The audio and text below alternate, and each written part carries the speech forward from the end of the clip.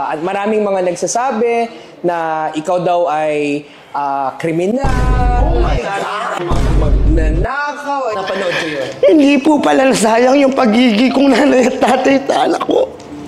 Nakitang-kita ng mga nambabay sa akin kung gaano ko napalaki nang may takot sa Diyos at paggalang sa akin ng aking mga anak at sa ibang tao.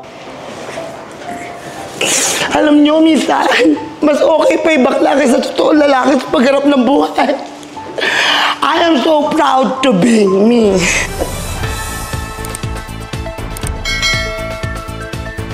Ang isa din at ang pinaka-trending at pinaka-pinag-uusapan ng mga netizens online. Siya lang naman po ay ang nag-iisang multo na mahilig rumampa at umaura. Walang iba. Ito po at i-welcome po natin ang nag-iisang hard evangelista at ang Mima ng Bayan, Mima Otlum! Hi Mima, welcome to the City of Binyan. So, welcome to the special episode of Don't buckle. Okay. Welcome to the special episode of BPLO TV kung saan ay magkakaroon tayo ng one-on-one with the one and only most trending personality in social media, the one and only Mima ng Bayan, Mima Otlum. Hello there guys, this is Mima ng Bayan, Otlum. I wouldn't say I'm trending, I wouldn't say I am famous, but I would say I'm your Mima. Magandang hapon po, attorney. At karangalan ko po na mapa dito sa inyong lugar para sa BPLO TV. How are you? I'm doing good. I'm doing great at the moment, and this is it. Simula day 1 nang ako ay mag-trending buhat po sa camera ng KMJS na nag-trending. CCTV na yun, kaya magnanakaw ako doon. Pero kung walang burara, walang mawawala. Hindi ko na po itinago ang aking sarili. Wala akong tinabunang pagkatao, bagkos ibinukas ko ang pinto at bintana ng aking buong pagkatao para wala na akong katakutang multo sa mundo kong ginagalawan. Dahil, tingnan nyo, no matter what the bashers are telling negatively about me, but the mere fact that they don't know me personally, what goes into blessing. Siyempre, Mima, lagi naman tayong nakasubaybay sa'yo. At maraming mga nagsasabi na ikaw daw ay kriminal, oh my God, magnanakaw and things like that. Siyempre, doon tayo mag-focus doon sa... No. I wouldn't focus to just one. Yeah. I will be focusing on all those things that all those people are throwing to me. Okay, magnanakaw. Sino magnanakaw ang magsosoli ng kanyang ninakaw? FYI, ang totoong magnanakaw kahit mahuli yan ng sandamukal na CCTV, hindi niya isosoli ang ninakaw niya. Maghahagod siya ng rehas para mapatunayan lang na siya'y malinis. At patungkol dun sa instance na yon, may natuloy bang kaso? Para no. At least, di ba? No. Wala. And for the record, kung ang nakita nyo lang po ay ang pagnanakaw na sinasabi, then go to the 2 barangay na nakapirma ako na ang naturang cellphone ay sinoli ko kasama pati SIM card. Actually, Mima, makukonsidera pa rin natin talaga siyang kaso as a violation of the revised penal code. Yes. Diba? Ang importante, nagkakaroon ng character development, kumbaga. Yes. So, ayun ang pinaka maganda nating ipunto doon. Paano mo na isip yung pangalang Otlum? Well, sino nagbansag sa'yo noon? It just came from a neighborhood of mine who became to be my close friend. It's Bilog. Yeah, because, alam nyo, adik nga lola nyo, di ba?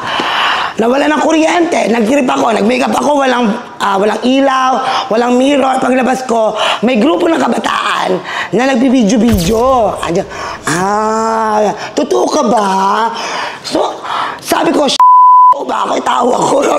Sa loob-loob ko. Kaya sabi ko, would you mind? Ganon. Next naman, napanood natin sa isang show na ikaw pala, isang tatay. So, siyempre, disgrasyada ako, ha? Kwento naman sa amin, Mima, kung sino si Mima Otlum bilang isang tatay. Well, I wouldn't, as always, hindi ko bubuhatin ang bangko ko.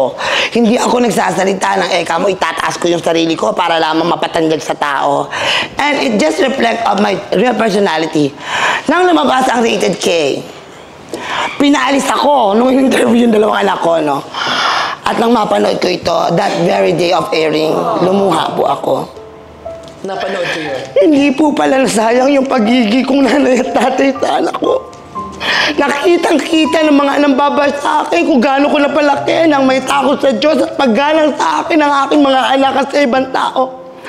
At dyan ako proud na kahit ako'y bakla, kahit ako'y pinagsabihan niyong magnanakaw, nakita niyo ba ako sumagot sa inyo ng masama?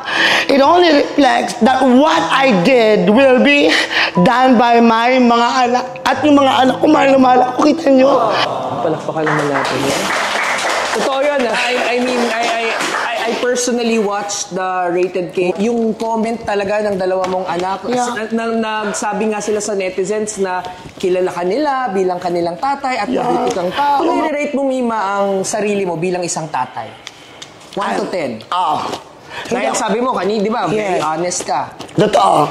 Hindi ako perfect bilang tatay kasi bakla ako. Pero perfect ako bilang nanay at tatay. It's a perfect 10 for a nanay at tatay na tulad ko kasi may akong humaharap sa buhay.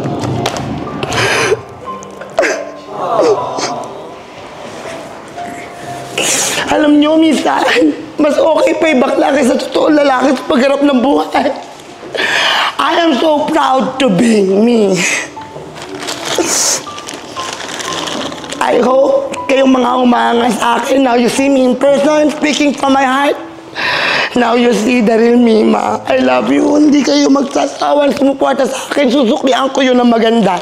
God bless you more po. At alam mo, Mima, yung respeto ko at paghanga sa'yo ay lalong lumaki nung naririnig kita ngayon. Kasi alam mo, bilang nanay o tatay, lalong-lalo na kapag bilang nanay at tatay ka sa iyong mga anak, it's one of the most noble thing na pwede mong magawa sa mundong ito. At kitang-kita natin na maganda ang pagpapalaki mo sa mga anak mo. Kasi the fact that they're really proud of you, di ba? Sa lahat ng mga nasasabi sa'yo sa social media, that resounds something. Ibig sabihin, meron kang tamang nagawa bilang isang nanay at tatay. Ang question ko is, may nagpapatibok ba sa puso? Kinilig, di ba?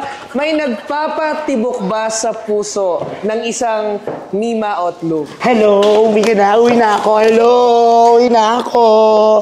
Oo, meron po. Buhat po nung ako ay naging slide quote-and-quote modelo ng Skin Magical.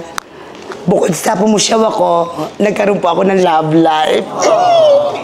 I love you, JC Kanda.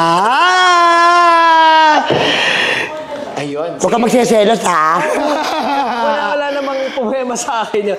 Sige, dahil alam natin na masaya ka at masaya naman din talaga kami dito sa pagpunta mo sa Binyan, babalik tayo sa pagbisita mo dito sa Binyan. Dahil sabi mo nga, honest ka. Kamusta naman? Kamusta ang Okay, namukot mo. Sinabi ko na nga, besh, eh. Boyfriend, tumatawag. Check. Ganyan ako magmahal, mga di ba lahat na lang totoo? Yan. Ang next question ko, kamusta? Ano ang naging experience mo sa konting oras na pag-ikot mo sa plaza, sa City Hall? Oh my goodness. You know, having this short span of time lingering in just the circle of this plaza and look at this ancestral home that I entered, I would say it is beautiful, it is magnificent, it is immeldific, it is otlumific and everything. I love Binyan. I love what I see in Binyan. I love the people of Binyan. I love the plaza of Binyan. I love the food. I love you. I love you too. And I love all these children in front of me. Mga anak mo na, naging mga anak mo na sila. And I love this stuff of yours. And I love this home. My soul will live in Binyan when I go out of this world. It's really nice to hear that from you. Na-touch naman ako doon. Ano ba, pakis niya?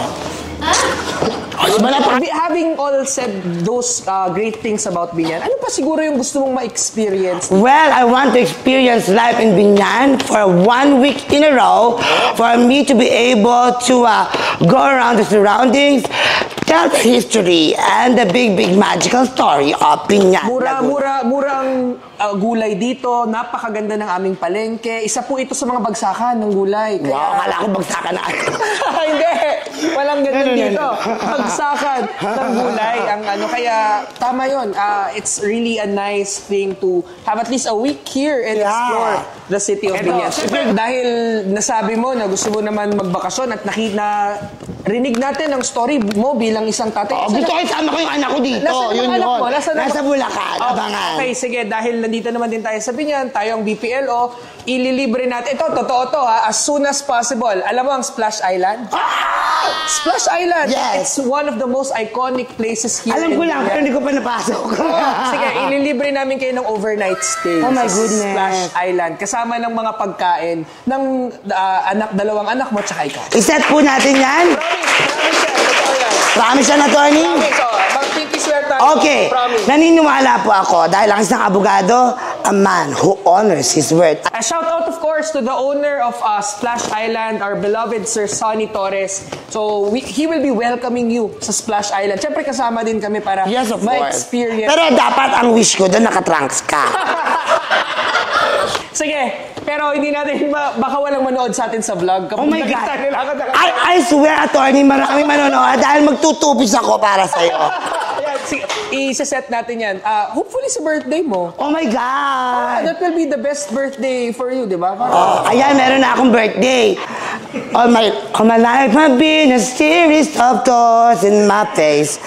But suddenly I come into you. I was thinking the same thing. Oh, what we do? Oh, I think I saw a pussycat. Would you mind? Okay, thank you. Okay, sige. Dahil we are talking about BPLO rin, Nima. Ito, may quick question kami patungkol sa pagnenegosyo. Ang dami mo namang question. Nagkaroon ka na ba ng chansang magkaroon ng isang business? Wala, because I'm the unika iha of my parents. They love me so much. I've been spoiled. Ayun, kung ikaw ay magkakaroon ng isang business, Okay. ano sa tingin mo yung gusto mong itayo? Magtatayo po akong bar. Oo. Yung hostohan. Legal. Legal naman yun talaga. Yung Meron yung lisensya. Bar na malinis. Walang halong dungis. Tama. Pero may halong hubo. Would you mind? Hindi pwede yung hubo. Charot lang, hindi. Kung bibigyan ako ng pagkakataon na magkaroon ng isang negosyo, ito ay negosyong matatag, kagaya ng pagtitinda. Dahil ako po ay isang social media personality. Bigyan mo ako ng negosyo, magtitinda ako sa social media, papakilala ko ng negosyo mo. It's a give and take relationship, so walang malulugi. Would you mind? Okay, sige. Kung magnenegosyo ka, ano ang gusto mong makuhang tulong sa gobyerno? Tulong? Puhunan. Puhunan talaga, no? Totoo naman eh. Totoo. Ang daming Pinoy. Tama. At saka, wag lang basta magbigay ng puhunan, ha? Bantayan nyo yung mahihirap, nagbibigyan ng puhunan para magamit sa tama ang puhunang inyong binigay. Tama, yan ang ginagawa namin. Hindi yung para ka nagbigay ng inandot mo na. Yun na yun. No. Bigyan nyo ng tamang pag-aaral sa paghahawak ng negosyo at puhunan ang mga mahihirap nating kababayan para ang iyong pinundar hindi malustay. Alam mo, Mima, may mga ganyan tayong programa sa BPLO kasi hindi enough na may puhunan ng ating mga kababayan. Pero ito Kailangan din. capacity din. Ito din naman ang panawagan ko sa gobyerno. Wala ako talagang kaano-ano. Gobyerno, pinoto ka, kumilos ka. Huwag ikaw ang paglingkuran. Ang dapat sa mahirap, ibigay mo impromptu. Huwag mong bagal-bagalin. Diyan ako galit. At ganyan kami sa BPLO. Oh, well. At ganyan kami sa entire city government of Binyan. Mapagmamalaki ko sa iyo yan. Yes. Pag ganoon, magkakasundo tayo. Pero kapag ang opisina mo, parang pagong sa pag-usad, tingnan mo ang bunganga ko kung paano. Ay na. Galit talaga ako sa ganyan. Walang pag-unlad ang bansang makupad. Okay, sige. At magbabalik tayo. Ang huling segment natin ay magpapakita tayo ng picture sa ating Mima ng Bayan at magbibigay ng comment ang ating Mima ng Bayan. Mamaya po yan. Abangan po natin sa susunod na BPLO TV. Hi guys! Gusto kong i-share sa inyo ang aking naging hair transplant journey 5 months after the operation in Turkey. And we will be showing the before and after.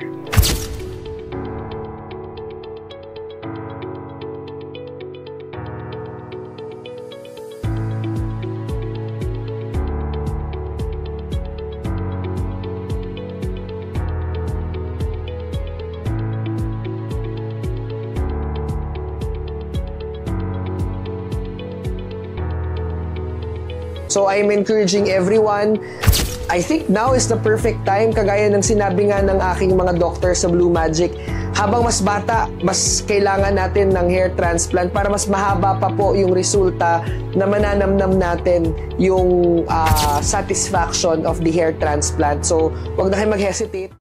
So nagbabalik po tayo sa BPLO TV with one-on-one with the one and only Mima ng Bayan, Mima Otlong. And Daddy ng Bayan, Attorney Arriba. Okay, sige. Ang ating segment, di ba, ay ang photo segment kung saan papakita kami ng picture sa'yo. Oh, anong picture yan? Mamaya, if-flash sa ating screen at magbibigay ka ng iyong komento.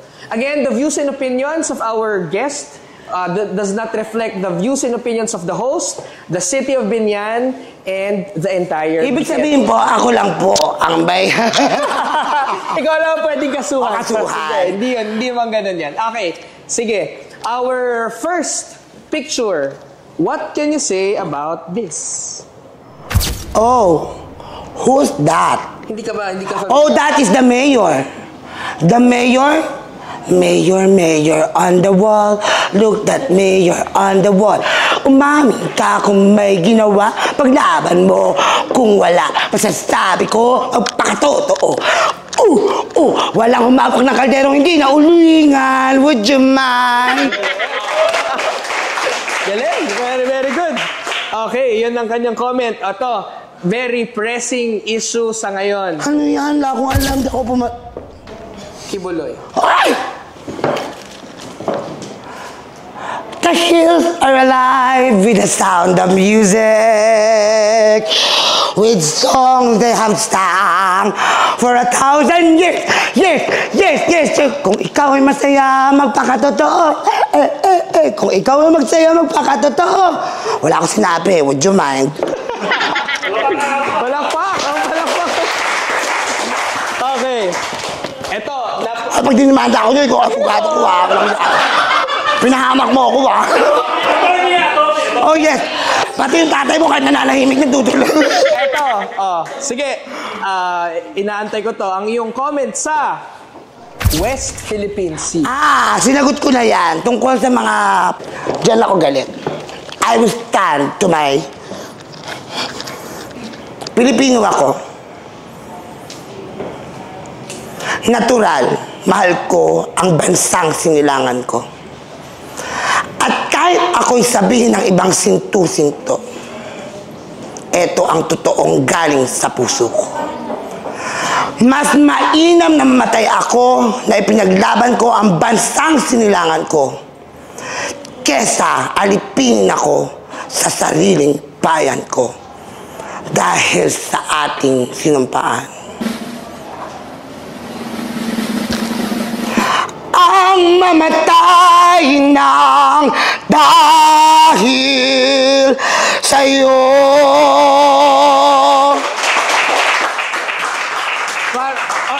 Again, guys, sa mga nanonood, hindi po ito scripted. The first time niyong nakita and I was totally amazed, di ba? Mga Pilipino, napakaganda.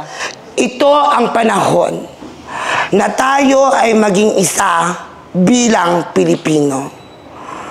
Napakakawawa ng bayan na hindi nagkakaisa ang kanyang mamamayan. Mula po sa isang niyuyurakan sa social media, bukas sa aking puso, mainam nang mamatay tayong lahat na ipinaglaban natin ang ating bayan kesa magpaalipin sa hindi naman natin kaano-ano. Ako'y Pilipino, taas noo bilang Pilipino. Very well said. What can I say?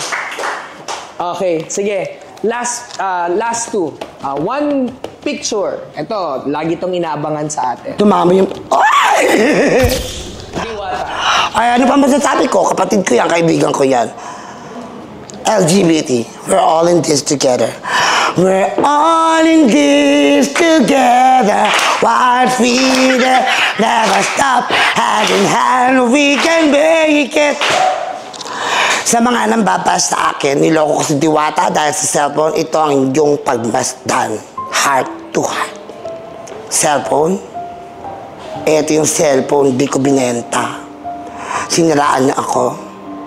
Nang panahon na nagsisimula si Diwata, bilang isang social media influencer, nilabanan ko ang gobyerno ng Pasay na nawagan sa mayor na pwede kong ipa-firing squad dahil lamang sa hanap buhay ng isang kaibigan.